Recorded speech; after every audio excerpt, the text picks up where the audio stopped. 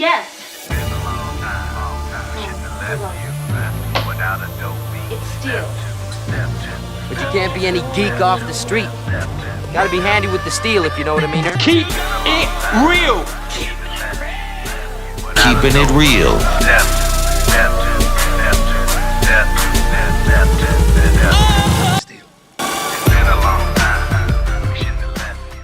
Hello and welcome to the channel. My name is Steven and this is Steel Keeping It Real. So you know what today is.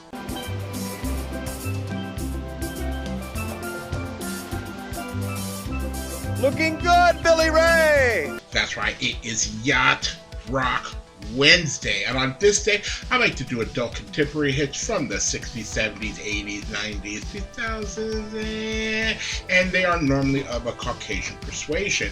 Now this one is an exception only because it is a cover song, and the original song actually made it to the adult contemporary charts, and I will explain.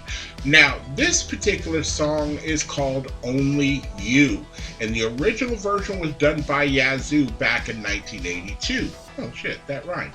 I'm a poet and didn't even know I was rhyming those words. And so they had a big hit with it, in the United States, in Europe, it did decent considering that Vince Clarke wrote this song while he was still part of Depeche Mode. And so as I was looking at the writing credits on here, Alison Moyet has no writing credits on here. So anybody that was making this song afterwards, Vince Clarke gets writing credit, and then whatever else, flair that they add to it, they get to put their name on there, like Enrique Iglesias and Kylie Minogue and even Selena Gomez has done the song. But nobody has done the song and hit the charts higher than the group I'm going to do now, and that is the Flying Pickets. Who? Now you would say, well, why are you doing this particular version? And I would ask myself that same question, considering the fact that when I lived in the UK, when this song came out in December of 1983 and ended up being like the Christmas #1 going into the new year, the English played this song out like crazy. Yeah. And it did get to a point where you were sick of it. But when it first came out, we're like, oh. And then when you saw the dudes, you're like, Ah.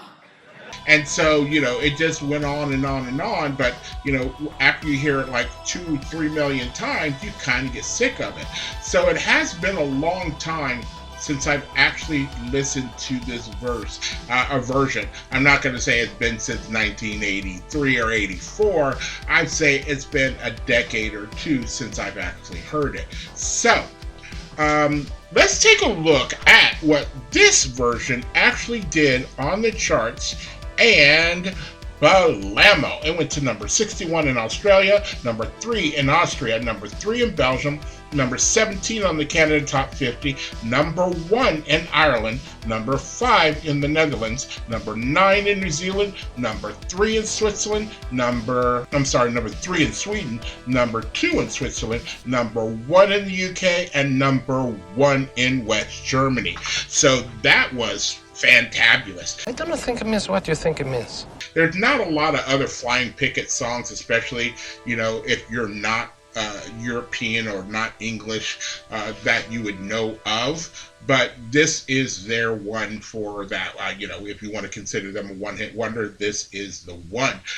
Their look was unique, considering you have one guy in there who looks like he's straight out of the rockabilly days. You have one guy in there who looks like he's like a reject for one of the Doctor Who's from back in the day. You have one guy that looks like Uncle Fester. You have all these different looks of these guys, and it was like, first you hear them, and then you see them, and your brain tries to make sense of it all. And don't try to make sense of it. Just actually realize that their version, which is Acappella, by the way, I did not know that, is very lovely. Now, I can only handle certain a cappella groups, especially if they're from the 80s. It's almost like musicals. After a certain age, I got sick of them. So groups like Pentatonics and Home Free, I don't want to hear it because it's like it's just a cappella. That's all it is, you know. And sometimes when I listen to Pentatonics, I'm like, okay, that's enhanced, that's this, that's that. You know, you could do all kinds of things on a mixer and still try to consider something a cappella. Like, well, I didn't use a beat or anything like that. Yeah, but you turn the person's voice so much in the mixing that it does sound like a drum. It didn't naturally come out like a drum, like I'm used to from the 80s, hearing beatboxing and Dougie Fresh and the Human Beatbox and any of the other ones that were doing beatboxing in the 80s. Yeah. So, if you like videos like this and others on my channel, please don't forget to hit the like button, the subscribe button, and the notification button, because I'm trying to do at least 10 videos each and every week, keyword being try. So, without any further ado, here are the Flying Pickets and Only You. Remember, only you.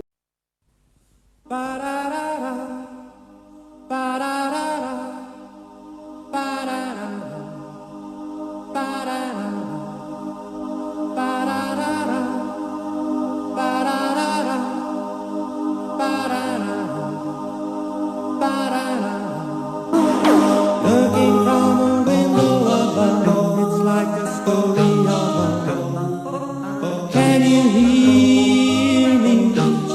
Came back only yesterday, moving further away. Won't you hear me? All I needed was the love you gave.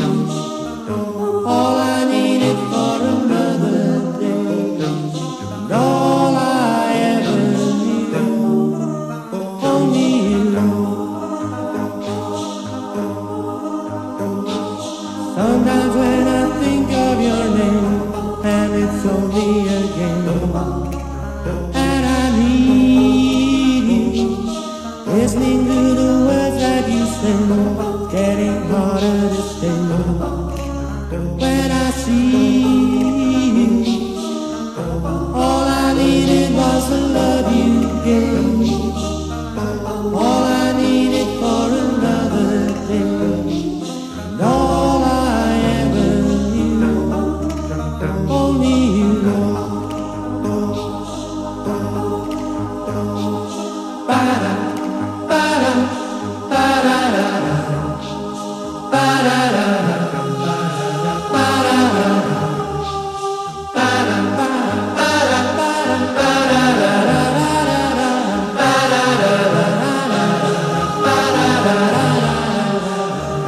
All I needed was the love you gave.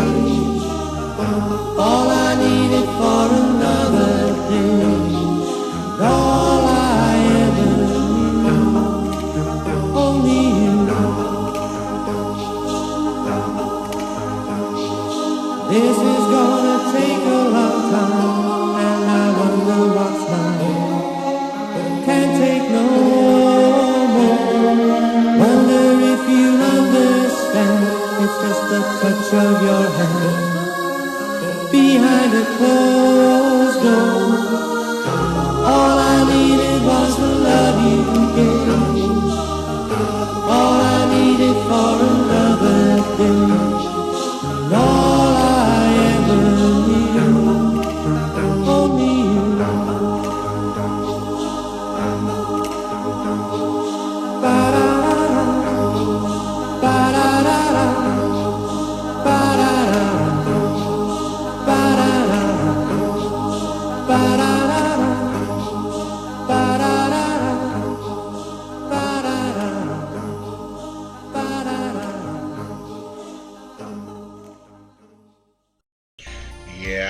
Yeah, you need a couple of decades away from hearing that song to hear it again and then truly appreciate it, because, you know, it's very harmonious, it's very lush in a way, it's very simplistic because it is the a cappella. You know, there might have been tweaking with the voices here, but we didn't know any better back in the 82, you know, everything was a cappella. It's only when you started getting into music or knowing how things work that you can listen to these little bitty, you know, details, kind of like auto-tuning, you know, when it started in the 90s, and then how people are still using auto-tune like it's nobody's business. Like, oh, they don't care, and some people don't care. There is a generation or two that do care, and I happen to be, you know, outside of like Kanye's Heartless and things of that nature. I'm not into, you know, everything being auto-tuned, because I think in a lot of ways it's cheating. There are a lot of people out there that can sing and sing really, really good, yet you're out here doing auto-tune and saying all this garbage and mumble rapping and everything else like that, and you're making it. You know, I normally am not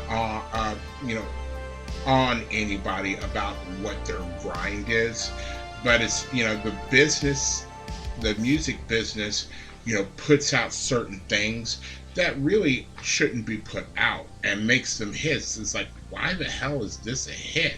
And it's only because they played it over and over and over again that it made it a hit. And, you know, it shouldn't be. And so that's all I have to say about that. If you are still here, I thank you very much for staying tuned. I really do appreciate it. First and foremost, I want you guys to like the videos as much as I like making them for you. After that, all you need to help me out with the channel is to like, subscribe, share, and comment. Peace.